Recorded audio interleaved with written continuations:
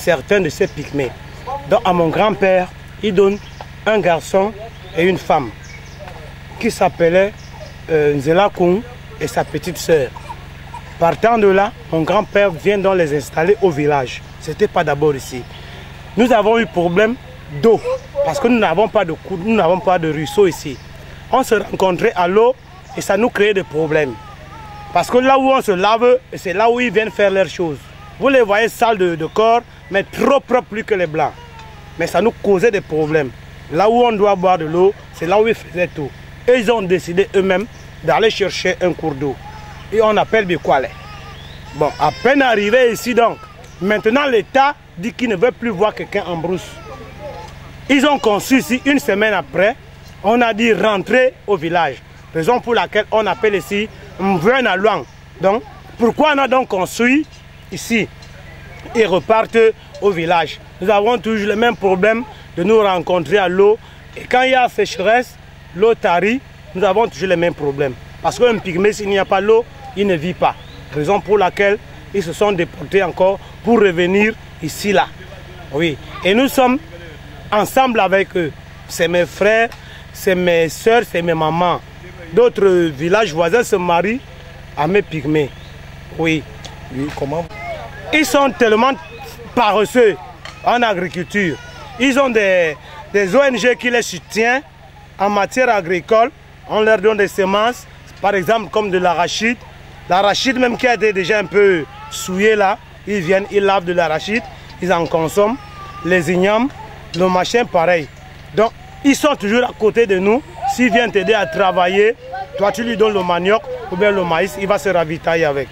Oui, quels sont les échanges concrètement? Comme ils ne travaillent pas, il y a parfois quand nous sortons des champs, par après, eux ils partent soutirer quelques tubercules au champ.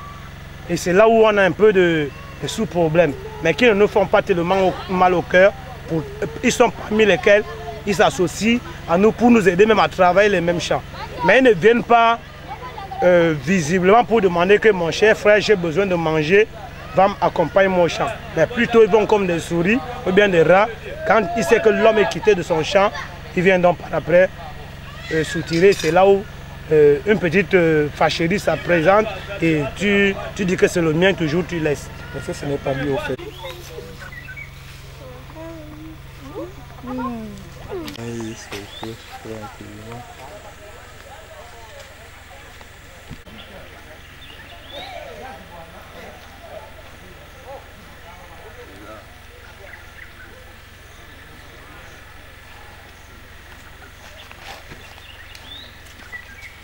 Mais surtout des Baguélis, c'est les problèmes de scolarité.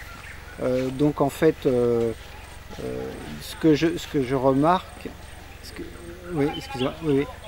Donc en fait, pour leur scolarisation... Non, il faut... Donc en fait, nous, dans notre association, nous scolarisons environ 150 enfants. Notre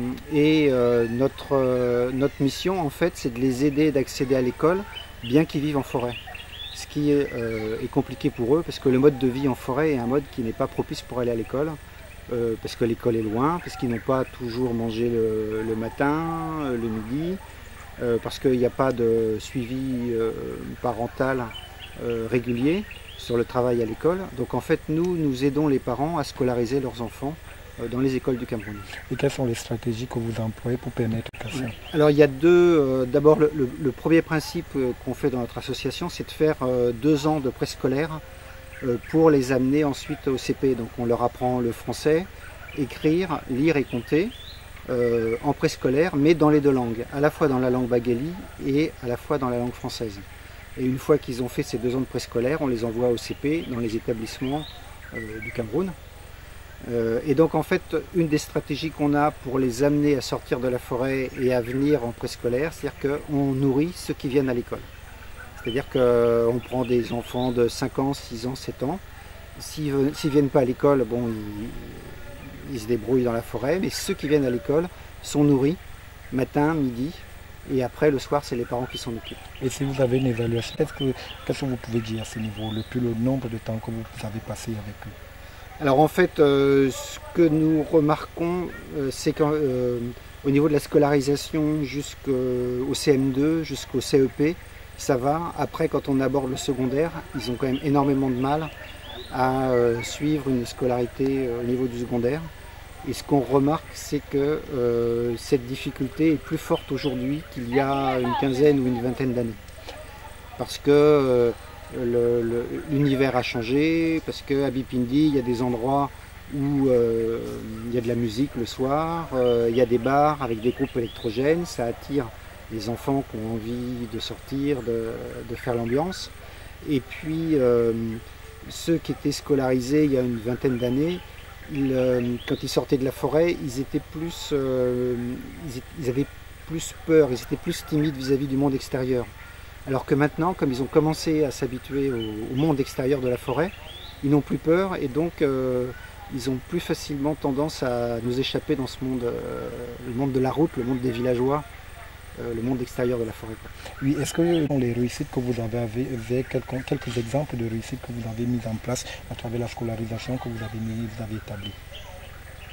Des exemples de réussite, pour nous déjà, scolariser un enfant, c'est déjà lui donner des armes pour se défendre après dans la vie quotidienne. C'est-à-dire qu'aujourd'hui, un Bagheli qui sait ni lire, ni écrire, ni compter, ni parler français, il va avoir énormément de difficultés pour aller vendre son régime de bananes, vendre son gibier sur la route. Donc déjà, le niveau primaire est déjà quelque chose qui est important pour eux, qui déjà leur donne une arme pour s'intégrer dans la société. Ça leur permet aussi de communiquer avec le monde extérieur sans passer par la tutelle d'un villageois. C'est-à-dire qu'autrefois, si un Bagheli voulait porter plainte contre un villageois, souvent c'était le villageois contre qui il portait plainte qui faisait la traduction auprès de la gendarmerie. Aujourd'hui, un Bagheli qui parle français peut aller défendre ses droits lui-même auprès de l'administration. Oui, peut-être pour revenir, nous sommes là pour vous qui êtes au quotidien avec ces gens, qu'est-ce que ça représente véritablement à la fois pour le peuple et même pour vous qui êtes là quotidiennement avec eux? La thèse? Oui. Alors, bon, c'est-à-dire qu'en fait, moi je trouve que c'est bien qu'effectivement il y ait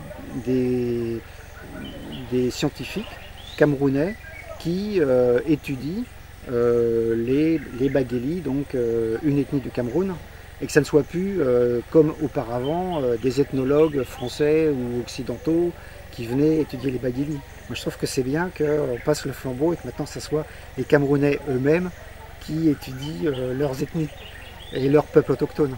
Donc ça je trouve que c'est bien. Après j'espère que cette thèse permet aussi de tirer un certain signal d'alarme, à savoir que l'univers des Bagheli est quand même un univers menacé de plus en plus par exploitation forestière, par exploitation minière, par le goudron. Le jour où la piste sera goudronnée, on sait que ça aura un impact qui va détruire leur culture, en partie, leur culture traditionnelle. Et donc, moi, ce que j'espère, c'est que des thèses comme aujourd'hui ou des actions comme notre association, ça permette de leur aider à maintenir une certaine partie de leur tradition et de leur culture et de leur identité culturelle dans le Cameroun de demain. Vous présentez? Alors moi, je m'appelle François-Philippe Gallois et je suis secrétaire de l'association FONDAF, Foyer Notre-Dame de la Forêt.